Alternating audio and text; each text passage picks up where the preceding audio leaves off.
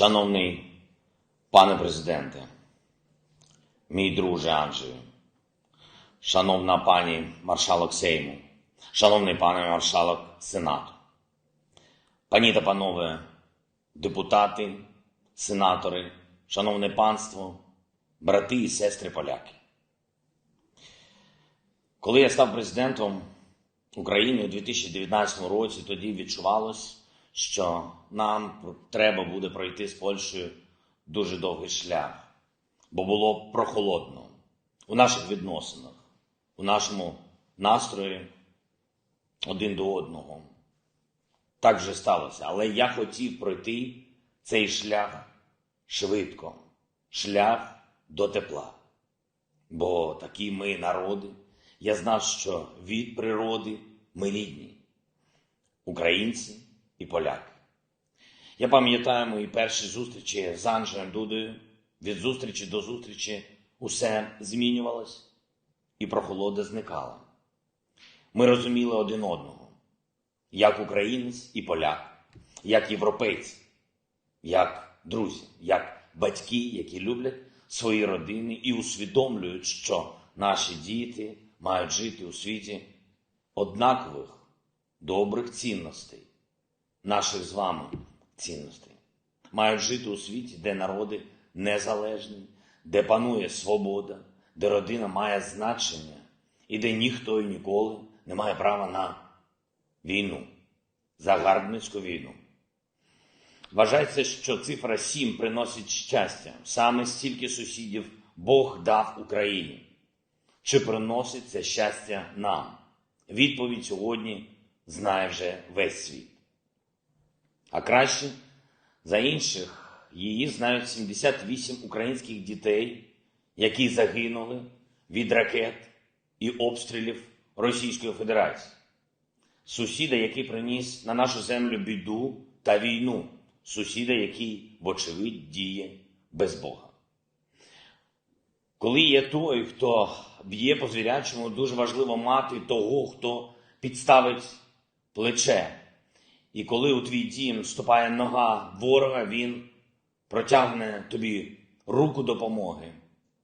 Ранком 24 лютого я не мав сумніву, хто це точно буде, хто мені скаже: брате, твій народ не залишиться з ворогом сам на сам. Так і сталося. І я вдячний за це. Польські брати і сестри з нами. І це є природньо. Просто вже за один той день, перший день війни, стало ясно і мені, і усім українцям, я впевнений, усім полякам, стало ясно, що між нами, між нашими народами більше немає кордонів. Будь-яких фізичних, будь-яких історичних, будь-яких особистих, людських. За 16 днів цієї війни українська гордість і польська честь, українська сміливість у боях і польська щирість у допомозі нам дозволяють мені сказати зараз дуже важливі слова. Слова про те, що між нашими народами панує мир. Мир між рідними. Мир між братами. І зараз я дуже хочу, щоб ці слова почули і наші спільні сусіди, білоруси. Мир між рідними, мир між сусідами, мир між братами. Ми маємо до цього прийти і з ними. І ми прийдемо обов'язково. Шановне панство, брати і сестри поляки, дуже довго різні інтересанти намагалися створити враження, ніби українці та поляки живуть по-різному і порізно. Для чого вони все це робили?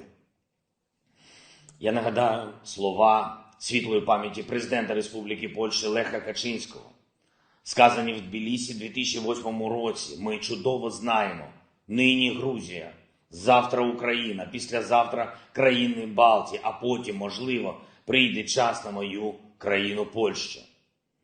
24 лютого настало це страшне завтра. Завтра для України, про яке говорив президент Качинський. І сьогодні ми боремося, щоб для країн Балтії і для Польщі такий злий час не настав. Ми боремось разом, ми маємо силу. Пам'ятайте, разом нас 90 мільйонів. Ми разом можемо все. І це історична місія Польщі, історична місія України бути лідерами, які разом витягнуть Європу з цієї прірви. Врятують від цієї загрози, зупинять перетворення Європи на жертву. Шановне панство, ми це можемо. Ми бачили вчора, як і про що говорили країни Євросоюзу. Ми бачили, хто був справжнім лідером і боровся за сильну, об'єднану Європу, за спільну європейську безпеку, а хто намагався нас зупинити, хто намагався вас зупинити. Ми розуміємо, чому для поляків настільки важливо боротися разом із нами, разом з усіма, хто за волю, за свободу, за нас з вами, за Європу. Ми пам'ятаємо катастрофу, страшна трагедія біля Смоленську 2010 року. Ми пам'ятаємо усі факти з розслідування обставин цієї катастрофи. Ми відчуваємо, що це означає для вас і що означає для вас мовчання тих, хто також все це знає детально, але все ще заглядається на нашого сусіда.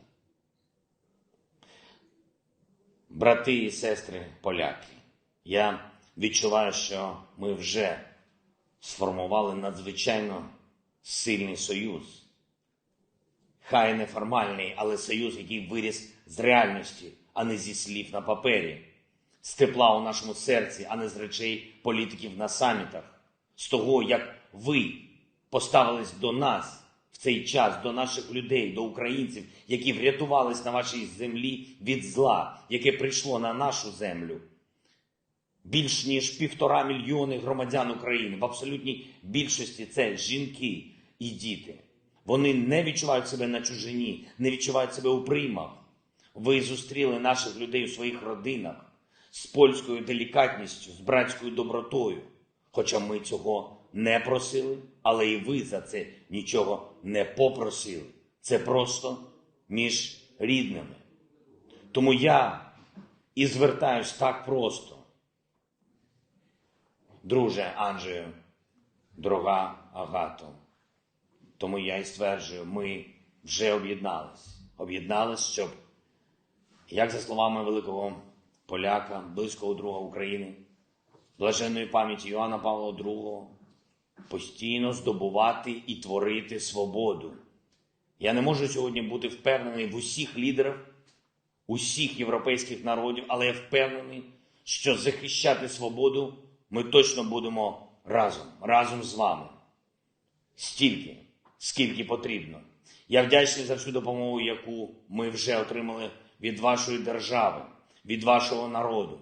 Я вдячний за зусилля, які ви прикладаєте, щоб ми могли убезпечити українське небо. Я вірю, що нам вдасться прийти до результату у цьому, до надзвичайно потрібного нам усім результату. Якщо Бог дасть, і ми переживемо і обов'язково переможемо у цій війні, ми розділимо перемогу з нашими братами і сестрами. Це наша велич, це і ваша велич, це боротьба за нашу свободу, це боротьба за вашу свободу, це спільна історія великих народів. Дай Боже нам перемогти. Niech żyje wolna Polska. Niech żyje wolna Україна. Дякую.